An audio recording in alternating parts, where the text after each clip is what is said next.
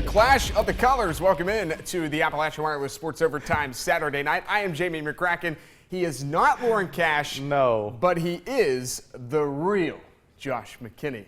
Number one Pulaski County on the football field tonight. In the flesh. The Maroons taking on the Purples of Bowling Green for the Class 5A state championship. We're about to get to that game, but we also want to tell you that we have plenty more on the show, and we have a lot. That's right. That's the thing. And the one thing I won't have, but I actually do have. See, I wrote this a long time ago, and you actually have it for me, is my cup of ice and water. I learned. Josh usually does what my girl does, but he didn't this time. So, you know, it is what it is. Tonight, we also have Western Kentucky. We have Legacy Nissan Classic highlights and much, much more, as you said. That's right. But we're going to start. We'll have your ice. And, yeah, we'll start in Bowling Green with the Class 5A state title. The Pulaski County Maroons, number one in the Mountain Top 10, going for back-to-back state championships. Yeah, we'll see what happens. I say let's go out to Bowling Green. Pulaski County facing Bowling Green. Their Class 5A state title game, the late game on the night. Wait for it, wait for it. Wait for it. There's number 44. Mason Helton. Hi. All right, let's do it. Straight to the opening kickoff, George Gregory. A lot of people think he is the best athlete on this team. Not Jake Johnson, not That's Riley a big Hall. statement. It is. Castle Hatcher told me the other week he's the best athlete on the team. There he is, takes the opening kickoff. That face mask, that tacks on some more yardage. And the very next play, it's George Gregory. Reaches, gets inside the 2-yard line, and, well, why not let him finish it off? That takes a direct snap into the end zone. 21 seconds off the clock, and Pulaski County's up 7-0. Just like that, as we go to the Highlands Black and Blue Clinic scoreboard, it went into halftime. It was 7-0. It's still 7-0 entering the third quarter. You see that game? Actually, it would end up being tied, and it's 14-7. Am I not right about that? Yeah, Bowling Green returned a punt back 77 yards to take a 7-point lead going into the half, and they currently lead at 14-7. But Pulaski, they've trailed the last 2 weeks. They trailed against North Laurel at home. They trailed by 17 in the third at Highlands last week in the semis. So this isn't anything new to them. However, Bowling Green, they're a little bit better than maybe Highlands and possibly North Laurel. So you don't want to get too far behind. A lot of speed too as well.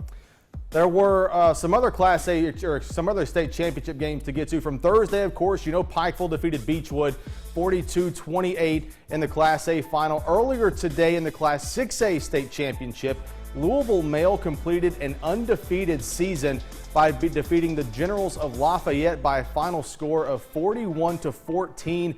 Male ranked in the top 15 according to a lot of people in the national rankings in high school football. What a season for them. They defeat Lafayette 41-14 to win the Class 6A state championship game. Yeah, and then the final games from Bowling Green feature two mountain teams. Belfry goes for its third straight championship Sunday, late afternoon at 5 o'clock Eastern Time.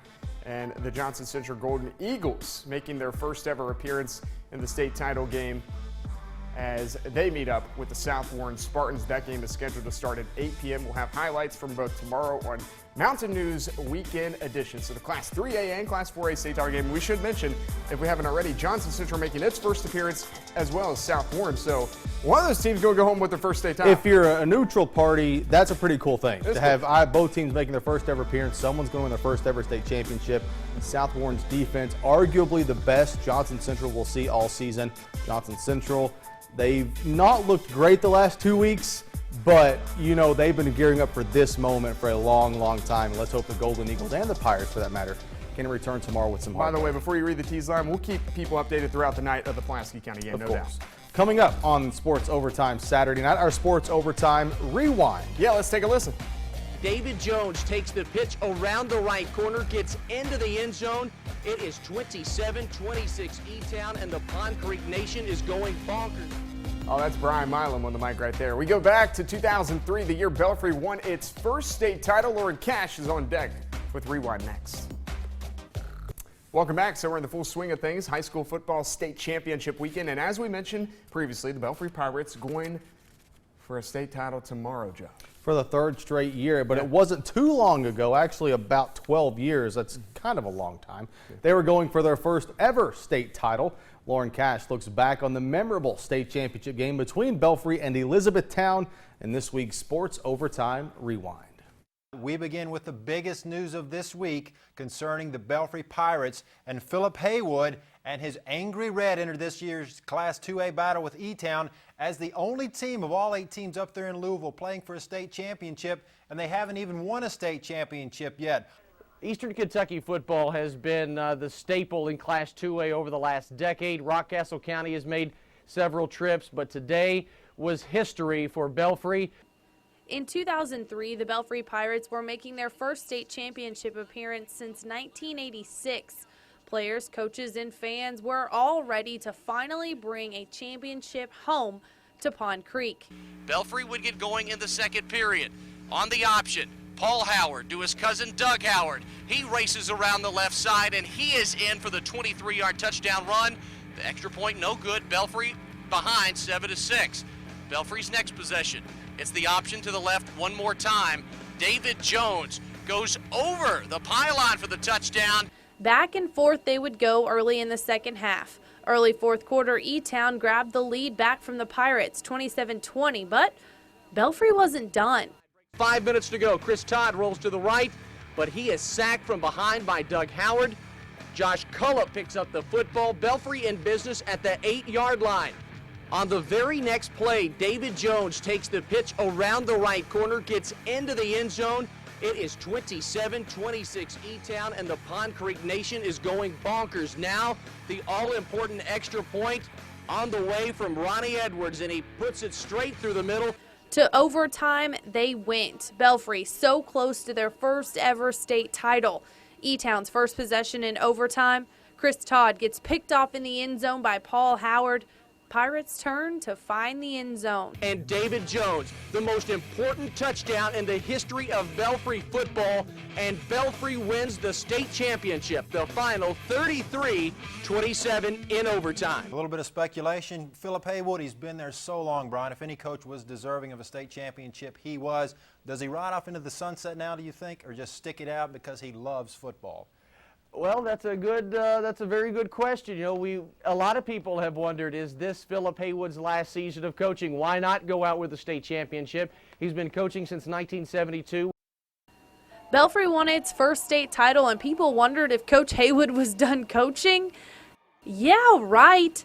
Since that 2003 title, Coach Haywood and the Pirates have brought home 3 more state championships, including back-to-back in 03-04 and 2013-2014, and a current trip to Bowling Green waiting to be decided on Sunday. Coach Philip Haywood retiring back after 2003. But it is funny. I mean, at the time, he had been coaching for a long time. That was the pinnacle of his career, a state championship. And I guess it was a legit question then, but here 12 years later, he's now there for the 6th straight year. He's won 3 other state championships. It is kind of funny, though, to look back and them questioning whether or not he's going to retire. Yeah, and a good chance to win number 4 tomorrow. But I just liked how, Lauren really capped that off. Yeah, right. I mean, seriously. But I will say, I told you in the sports office the other day that one of my questions I was going to ask the other day, and I didn't, just out of respect, I was going to ask him, I was like, when are you going to retire if you win this one? You always, you think. There's not much more he can accomplish as a head coach. No. State champion. He was voted the National Coach of the Year, the best coach in the country. Twice, right? All-time leader in wins in Kentucky. You've got to love the game, and he obviously loves football. Well, they'll get another chance to win again tomorrow in Bowling Green. We'll see. We'll see what happens. That starts at 5 p.m., right? Yep. Coming up next on the show, the Western Kentucky Hilltoppers, they were going for their championship in Conference USA. That's right. A win would mean the first conference title of any kind since 2002 for Western. Highlights plus post-game reaction next. All right, the schedule shift for this weekend's high school football state championship games, of course. Yeah, and that was all because of Western Kentucky University hosting its conference championship game. The Hilltoppers at home this afternoon. The only college football team in the state playing on championship weekend, hosting Southern Miss in the Conference USA title game. First possession. Was that a shot at Kentucky or Louisville? Probably both. First possession for the Golden Eagles. Nick Mullins' pass gets picked off by Brandon Leston. Sets up the Toppers in the Southern Miss red zone. Excellent start to the day. A couple of plays later, WKU makes them pay. Brandon Dowdy to Antoine Grant, tops up 7-0. But the Golden Eagles aren't 9-3 for no reason. Back come the Southern Miss. The Eagles finding success with the run. Jalen Richard dives across the goal line. 7-7 in the first. Golden Eagles leading now 21-7. Late second quarter, Dowdy getting it done with his feet, knocks over the pylon. That still counts as a touchdown. Toppers within a touchdown. Talk about executing a 2-minute drill. Top starting inside their own 10, but they're driving late. Taywan Taylor makes the grab and gets out of bounds to stop the clock. A huge gain. Dowdy scrambling spots Taylor, and the Hilltoppers tie the ball game up with 11 seconds left in the first half, 21-21. And Western Kentucky, as we go to the Highlands Black and Blue Clinic scoreboard, rolls in the second half to win its first ever Conference USA Championship, beating Southern Miss in Bowling Green 45-28. Well, you know, this is what we were shooting for, conference championship. And, you know, last week was a big game, and we got to win in advance to the championship game. And to me, this was our Super Bowl. This is what it was all about. We laid all the eggs on the table, and we said, here we go, let's try to win a championship. So I feel great about what we've accomplished at this point. And really, our reward is a chance now to go to a bowl game and see if we can add to it. SEC championship down in Atlanta, Alabama and Florida. Florida punting in the first. Virtually no one decides to block, and my man Damian Harris, Really? from Madison Southern, blocked that punt, and that's a safety. It could have been one of 5 guys. No one decided to block that time for Damian Florida. Harris, 2-0 Alabama. Next Gators drive, Treon Harris. He connects to Antonio Callaway for the grab, 46-yard gain. Oh my goodness! Can anybody block anybody? Alabama blocks a field goal attempt, and then they go to the air. Jonathan Allen brings down Harris in the There you go. backfield. No one can block anybody. For a 10-yard loss. We're in the second quarter and it's still 2-0. All right. Bottom of the second inning. Bottom of the second inning. Well, here you go. Callaway, he fields a punt and he takes it to the house. Florida leads 7-2, but the Gators had no answer for Derrick Henry, Mr. Heisman himself. Maybe. Probably. 44 carries. 44 carries? He had like 45 or 46 last week. He had 189 yards on those 44 carries. Alabama wins the SEC title 29-15. Number 1 Clemson meeting number 10 North Carolina in the ACC championship game in Charlotte. It's the Tar Heels who strike first in this one. Nick Weiler kicks through the 30-yard field goal, 3-0 UNC. Clemson now driving. Deshaun Watson, another Heisman candidate, going deep to Artavis Scott. Makes the nice adjustment in the air for the 42-yard gain. Tigers back to the air. Watson this time to Wayne Gallman. Races across the middle, 16 yards for the score. It's 7-3 Clemson, but back come the Tar Heels. Marquise Williams, avoiding pressure, swings it out to the near sideline to T.J. Logan. Gets a couple of blocks, and well, that's all he needs. 46 yards to the house, 9-7 Heels. But of course, Clemson responds. Watson, I mentioned he's a Heisman candidate, scrambles up the middle for the short touchdown run. Clemson currently leads North Carolina in the fourth quarter in the ACC championship game, 35-23. Let's go to the Highlands Black and Blue Clinic scoreboard. The Houston Cougars, number 19 in the nation, defeat the number 22 Temple Owls 24-13. San Diego State takes care of Air Force 27-24. As we stay on the Highlands Black and Blue Clinic scoreboard, Stanford, the Cardinal, wins 41-22. They could make a push in that college football playoff. Christian McCaffrey, 461 all-purpose yards. Unbelievable. Think he made himself a Heisman case? Probably, probably. And we stay on the Highlands Black and Blue Clinic scoreboard. The Big Ten Championship game, one of interest for the Ohio State fan on this show, which is Josh McKinney. That game is in the fourth quarter right now. Iowa leads 13-9, so the number 4 Hawkeyes lead the number 5. All of these games were of interest to me, but Florida lost, North Carolina lost, USC lost. My Buckeyes are out of it. I'm sorry. All right. Coming up next on the show, we make the short drive to London. Yeah, day 2 of the Legacy Nissan Classic. South Laurel, North Laurel, Perry Central, all in action. We'll have much highlights coming up next. Welcome back to the show. A lot of Division I commits today at the Legacy Nissan Classic at North Laurel. We had 3 teams, 3 mounted top 10 teams playing in it. And by the way, one of those Division I commits, Carson Williams of Owen County. He's pretty good. He looks like a mean dude. I'm kind of scared. Owen County, by the way, South Laurel also taking on Owen County. That was Andrew Griffith, different schools. Same salute, though. First quarter, that's Trevor Grubb. He passes it in to Caleb Taylor, and the South Laurel Cards are up 7-3. Taylor, he was eating all night and eating often down low. Braden Miller feeds, and Taylor eats. Lead up to 6. Then it's Griffith splashing it. 3 of his 13 on the night. All Cards until Carson Williams does this. Off the miss. Ooh. And the stare down. And the stare down. I mean, he literally looks like a WWE wrestler. Second quarter, Ryan Anders comes up with a steal. Oh, wait a minute, we still got Williams. I forgot about that. Now it's Ryan Anders coming up with the steal. He gives it to Miller, who gives it back to Anders. Nice little fake. Nice. Later in the half, Williams. He kicks it out this time to Chad McDonald. Old McDonald had a 3-ball. EI, Owen County up 3 at the break. You like that? That wasn't the worst thing you've ever done. Okay, fourth quarter.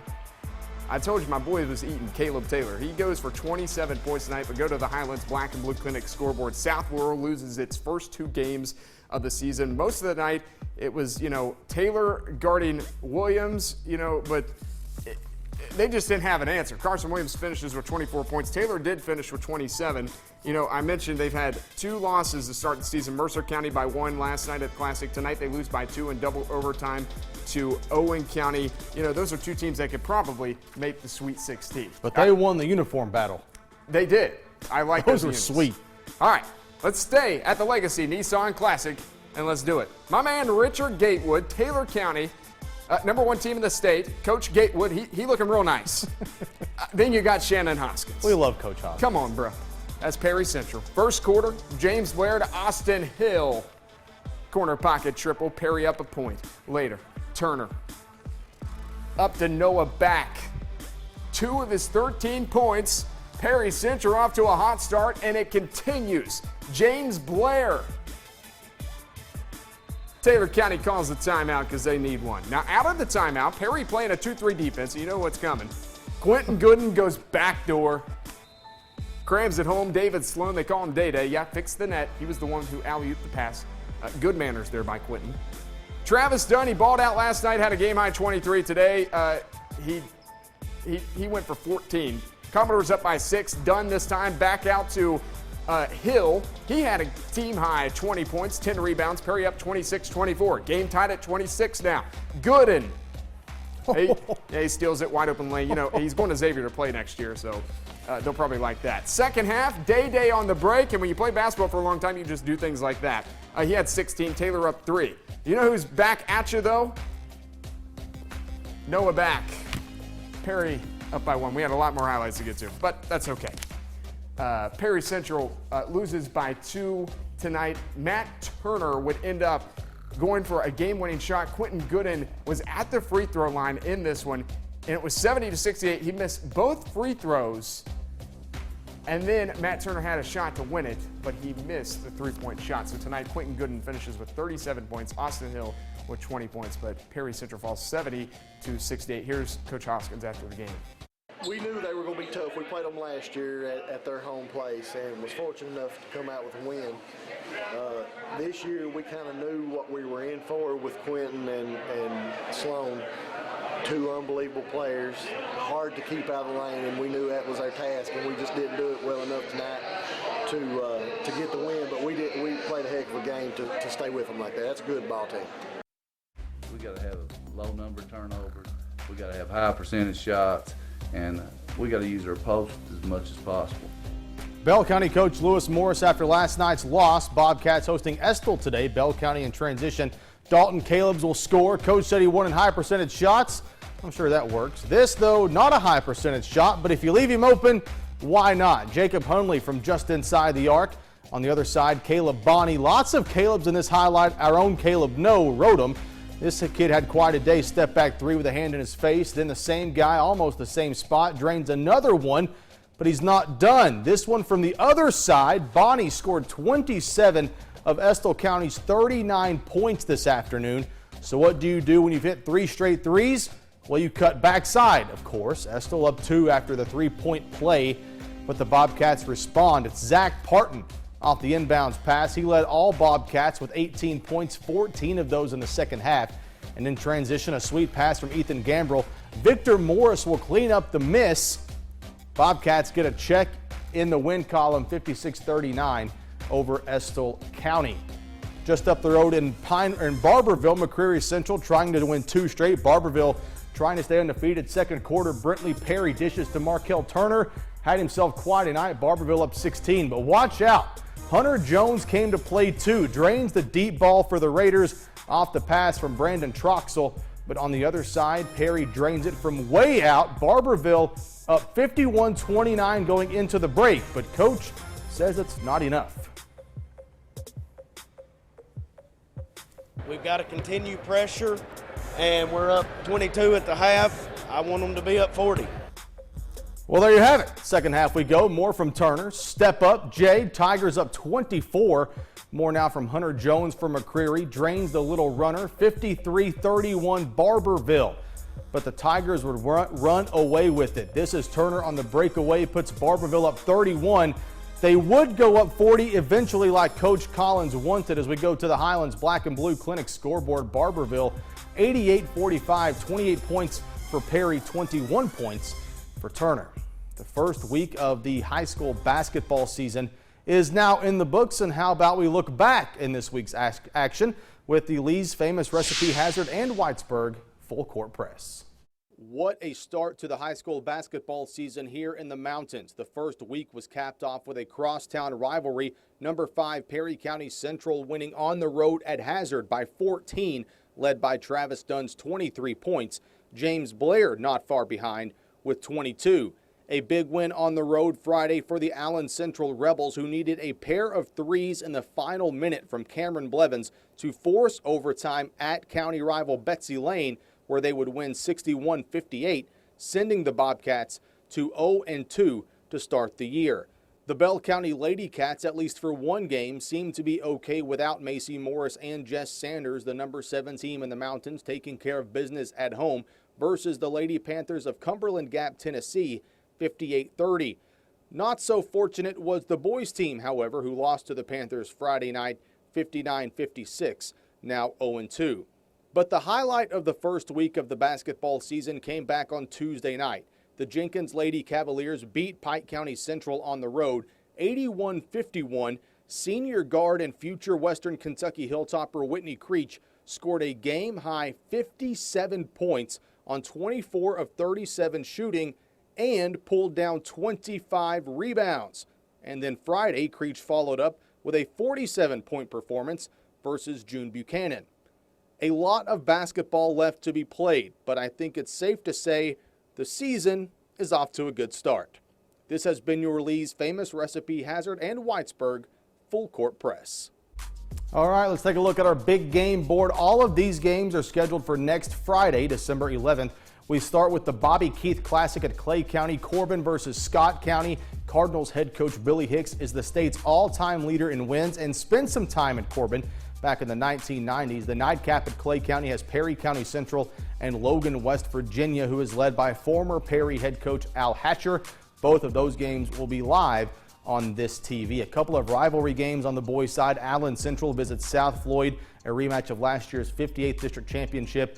And in London, a game that should be a lot of fun to watch. A top 5 crosstown rivalry. Number 5 North Laurel welcomes in number 2 South Laurel. And on the girls' side, Paintsville travels to number 9 Magoffin County. And in a rematch of last year's 15th Region Championship game, Sheldon Clark hosts number 3 Johnson Central. I want to update that Class 5A state championship game against Pulaski County and Bowling Green. It's 14-7 entering the fourth quarter. Bowling Green still leads. You know, I mentioned earlier, real quick, if it wasn't for that long kickoff return, Pulaski's not really done much. And hopefully they can get something going. Riley Hall, come on, man. Come on, man. Come on. Still to come, our play of the week, plus we hear from Kentucky head basketball coach John Calipari. Yeah, the top-ranked Wildcats will no longer be the ranked number 1 team in the nation when the new poll comes out. Cal upset about the loss, mainly because of the way his Cats played defense. Welcome back. The Kentucky Wildcats lost Thursday at UCLA, suffering their first regular season loss since March 8th of 2014. It's a long time. As expected, head coach John Calipari not very happy with his team's effort after the game, referring several times to the lack of toughness from his players. He said he was glad his team was down at halftime because he wanted to see how it would respond to the adversity on the road. I didn't mind us being down at half because we should have been down 15-18. And I wanted to see what would happen. And what happened was we didn't get any tougher. We didn't get any stronger. We didn't make any other plays. And, you know, we messed with the ball at times. I mean, there was a lot of stuff. This is a tape that we can learn from. And, I mean, we're usually a pretty good defensive team. They scored 87 points. And if they weren't holding the ball, it would have been 97. All right, next up for Kentucky is Eastern Kentucky. The Colonels come to Rupp Wednesday night, December 9th, 7 o'clock tip time on ESPN2. Last season, Kentucky beat EKU 82-49. Now, they won today at Savannah State, but earlier this week, they lost to Western Kentucky, and they lost in epic fashion. Former Perry Central Commodore Justin Johnson did the duties. Hilltoppers at one time, the lefty shoots. He makes it! Holy moly! 1 second to go!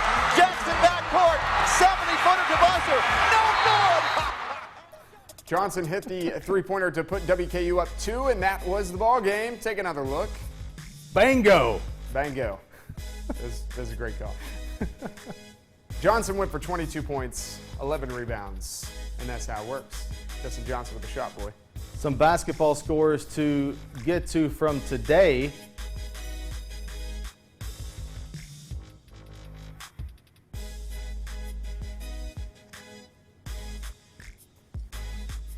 I say we just go to Morehead State. Let's do Morehead State. The Morehead State Eagles. Winners of 4 straight on the road tonight in Bloomington facing the Indiana Hoosiers. Off the opening tip, Brent Arrington. He feeds it. Miguel Decent, who finishes with the layup, 2 of his 8 points. That was decent. Yeah, decent. Then it's Arrington driving the lane. Nice no look to Anthony Alici, who scores the layup. Eagles up by 5 early.